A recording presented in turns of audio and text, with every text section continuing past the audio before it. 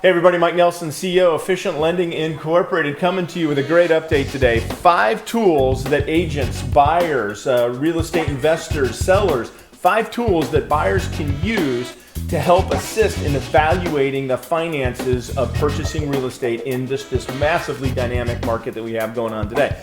And these 5 tools come from MBS Highway, Barry Habib's organization. Just Google MBS Highway, Google Barry Habib, and you'll see that he really is the de facto expert in all things mortgage financial related. So these aren't just 5 tools that Mike made up. These have credible sourcing behind them. All right, tool number 1. I love this tool, and this is just an example of what the tools look like when we get the printout report. But buying versus renting. Listen, I'm hearing a lot of comments today that, hey, I'm going to wait, I'm going to continue to rent, I don't want to buy, rates are going up. I will tell you, in today's, if you are renting right now, it really, financially speaking, and there's a bunch of reasons why you should rent, but financially speaking, renting is rarely the best financial scenario. So this is a great tool that will make it relative to your situation. Should you continue to rent or should you buy? Another tool, I just love this tool. This is debt consolidation. And look, just because interest rates are going up does not mean that you cannot get benefits from consolidating debt with a refinance. You can use those funds to obviously pay down debt, move up purchase, things of that nature. But look, debt consolidation is relative to your existing debt. And if you shorten the term on your mortgage, even though mortgage rates have gone up, there are many, many scenarios in which debt consolidation is a great idea. It's a simple math problem. So we do the math. If it works, you do the refinance. If it doesn't, don't. But you should certainly look at it. Love this one as well. Cost of waiting.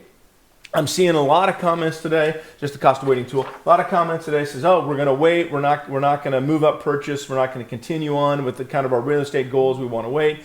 This tool will take your current situation against what, a new house that you would buy, and it can tell you, should you wait or should you not? And I'll tell you, most of the time, you're going to end up financially thinking that purchasing now is not a bad idea. And the why, as a skilled mortgage originator, can massage and manipulate things like term and down payment to help mitigate some of the expense of rates.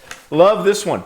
Appreciation after 9 years. So this is a great tool if you want to look at the house that you're potentially buying or the house you're in. What does it look like, appreciation over 9 years? And you can factor that data into your decision. Should you continue on with whatever purchase or selling or whatever you might be thinking of. My last one, the 5th tool. Love this tool. This is cash on cash analysis for investment properties.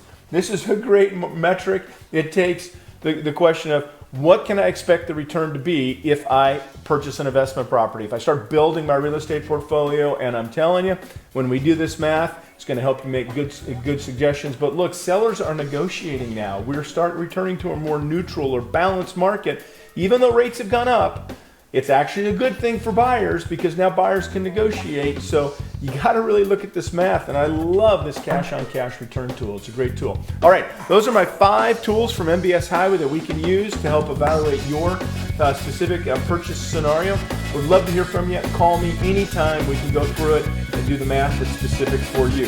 Thanks again for checking out my content. Love to hear from you. Have a great day.